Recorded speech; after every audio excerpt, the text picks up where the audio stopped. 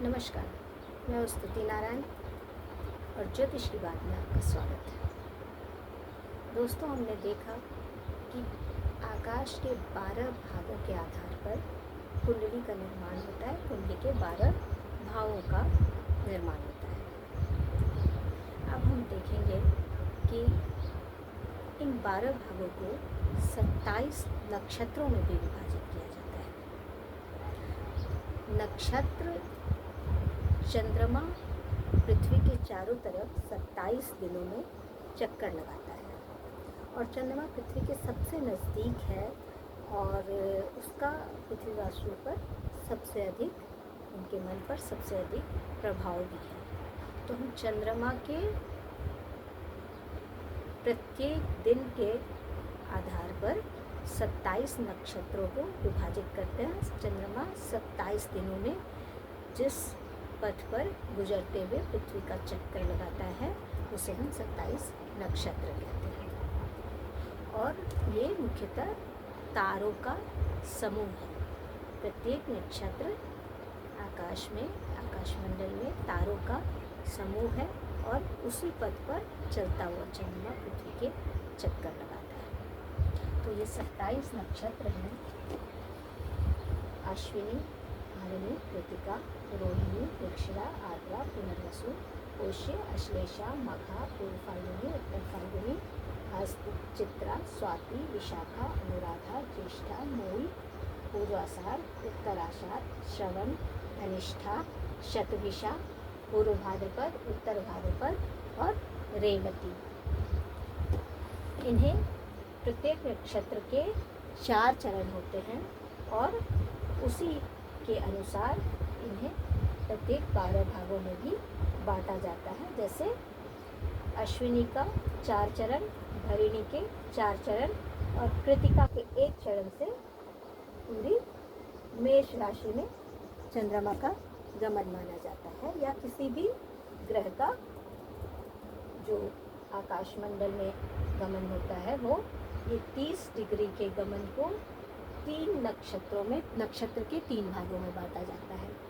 13 degree 20 minute, 13 degree 20 minute और बाकी के तीसरा नक्षत्र कृतिका उसको कवर करता है। तो इस तरह से नक्षत्रों का 12 भागों में विभाजन होता है और ये नक्षत्र अलग अलग ग्रहों के, इन नक्षत्रों के अलग अलग ग्रह स्वामी होते हैं।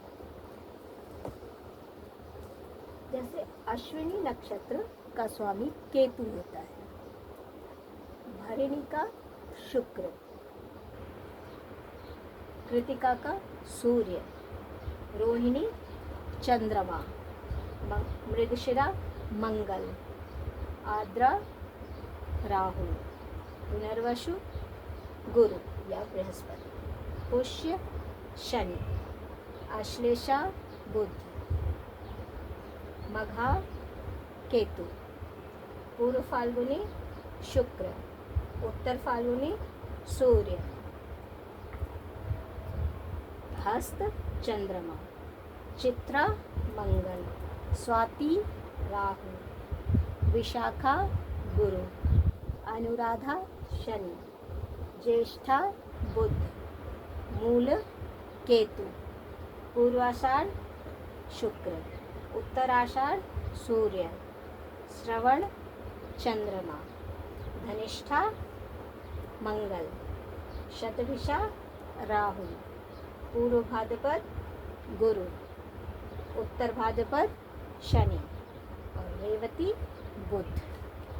तो ये सारे नक्षत्र के अलग अलग ग्रह स्वामी होते हैं और जिस नक्षत्र में मनुष्य का जन्म होता है, यानी जिस समय में मनुष्य का जन्म होता है, उस वक्त चंद्रमा इनमें से जिन भी नक्षत्र में होता है उसके स्वामी की महादशा आपके कुंडली में जो दशा आता है, जो समय हम डालते हैं, शनि की महादशा, सूर्य की महादशा, ये वही चंद्रमा ही निर्धारित करता है कि जन्म के समय वो इनमें से किस नक्षत्र का चंद्रमा था। जैसे अगर चंद्रमा कृतिका में होता है, कृतिका नक्षत्र में, तो आपके जन्म के समय आपकी सूर्य की महादशा होती है। इसी तरह अगर ये पुनर्वसु में होगा चंद्रमा, तो जन्म के समय आपकी गुरु या बृहस्पति की महादशा चलती है।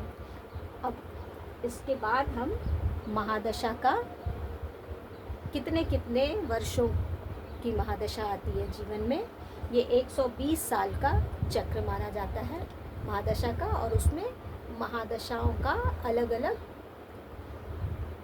बंटवारा होता है कितने साल का कि कौन सी महादशा लगेगी। तो आपके जन्म काल से आपकी महादशा शुरू होती है, और जिस भी नक्षत्र में चंद्रमा होता है उस ग्रह की महादशा आपके जीवन में आती है, और उसके बाद उसके अगले क्रम से आपकी महादशा चलती है।